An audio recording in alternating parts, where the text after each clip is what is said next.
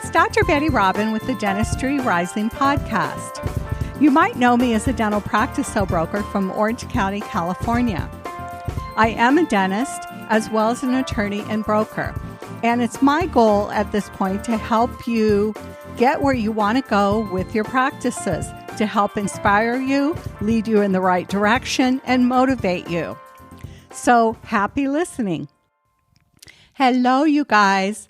I'm going to start my podcast back up again with a few questions I've received in the last couple of weeks because I think a lot of you will be interested. I'm going to focus more and more on money because it is so very important these days. Okay, let's get right to it. First question. My friend and I are thinking of going in together because we're both down about 20% with COVID.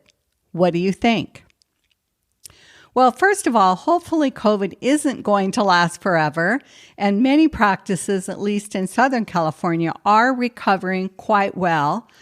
So don't make the decision based on panic.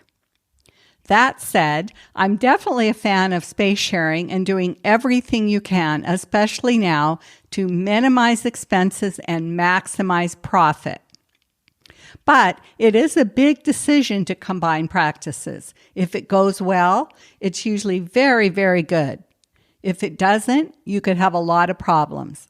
This is definitely a situation where you need a written agreement before you go in together, even if you scribble it out on a napkin.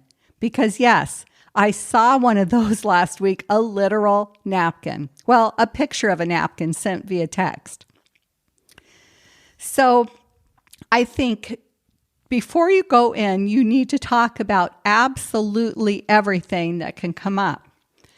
One thing, and I'm going to go through a few of those things. The first thing is are you about the same age? And do you think you'll sell your practices at about the same time? Or could you agree to do that? Many, many times it is much harder to sell just a portion of a practice than a complete practice.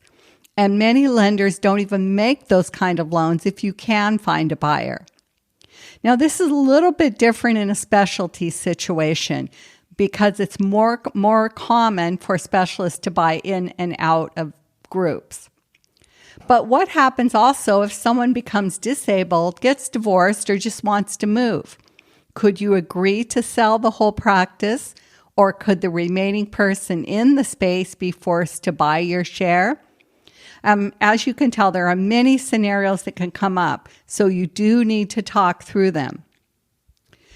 So a second thing is, what does the lease say about the space? Who would have the right to the space if you want to split up?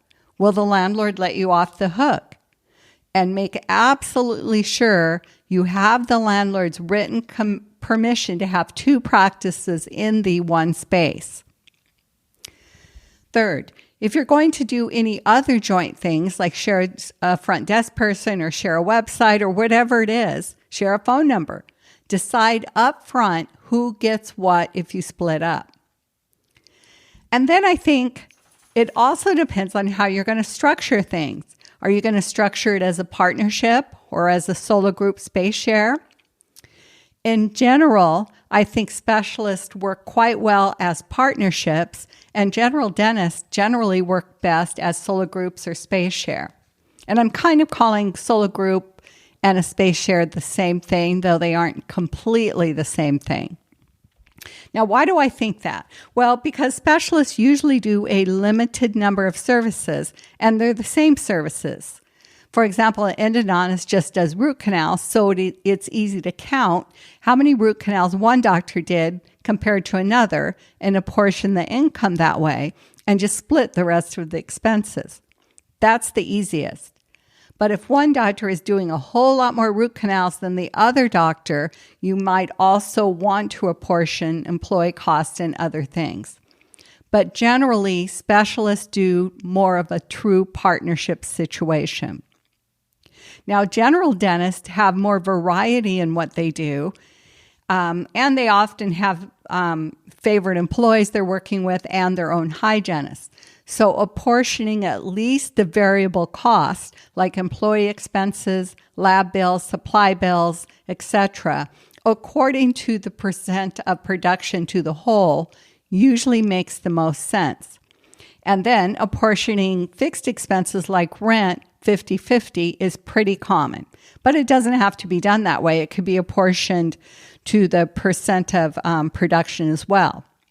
So you can obviously do things however you want to do them, but the point is to decide exactly how you're going to do it before you move in. Second thing about these kind of agreements, when you're going in, everyone's really excited and optimistic. But if you start not getting along, the most important thing in a partnership, solo group, or space share agreement is how to get out of that agreement. So just make sure you're very, very clear about that. How much notice has to be given, again, who has the right to the space, how you're going to split any joint patients, what about employees, and the list goes on and on.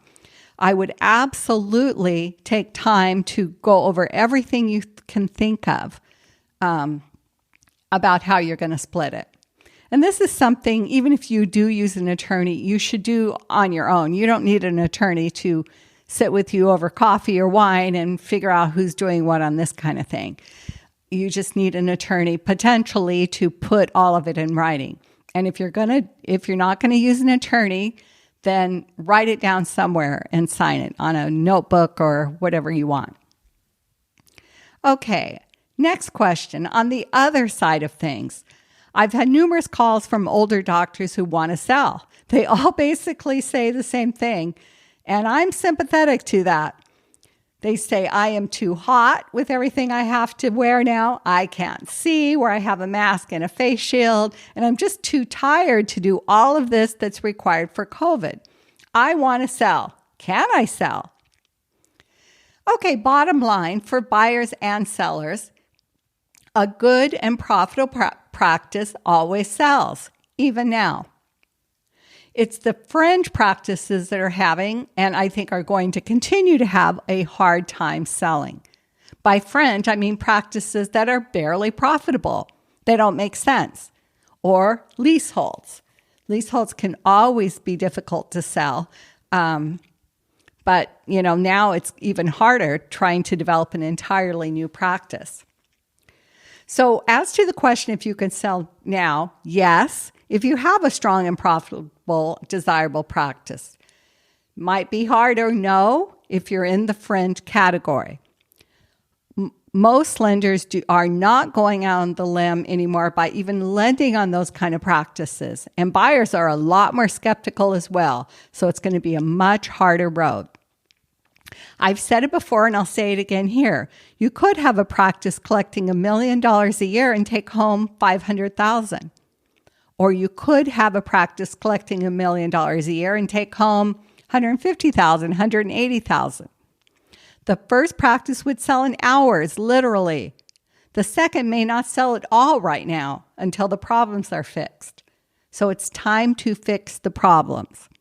Remember, it isn't the collections that count. It is the take home that counts. Okay, one last question for now is, what should I be focusing on right now during this COVID time? I'm scared. This is a broad question with, I can go many ways with this question, but bottom line, I think you should be focusing on surviving, focusing on making money. Profitability. Lots of things are wrapped up in that, obviously, like keeping very good relationships with your patients or referrals, doing excellent dentistry, complying with COVID for safety and patient reasons, knowing exactly what your expenses are and their percent of your collections, and the list goes on. This COVID situation means we have to do everything we really should have been doing all along. Tighten things up, know your numbers, and be profitable. I think that's a very good place to start on what you should be focusing on. And again, there's a lot of things that go into that, but focus on profitability. Okay, well, thank you for listening today, and I'll talk to you next week. Dr. Bette Robin. Please subscribe on iTunes so we can get better and better at helping you make your practice dreams come true.